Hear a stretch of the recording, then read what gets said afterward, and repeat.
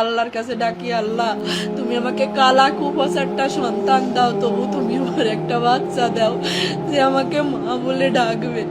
লিফটে ঢুকবে তখনও ঘুরে ফিরে আমার দিকে 2-3 বার তাকাচ্ছিল। আমার ওই তাকানো এখনো চোখে ভাসতেছি।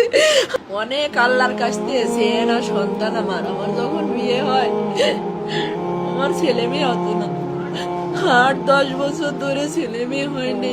অনেক কষ্ট করছি আমি, অনেক কথা শুনছি মানুষের।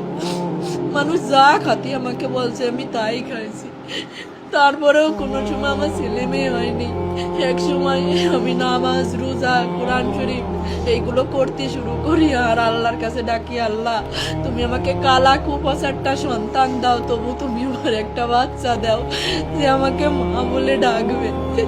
ডাক্তার কবিরাজ দেখাতে দেখাতে আমার চিন্তা হয় আমার বিয়ের 9 বছর পরে গিয়ে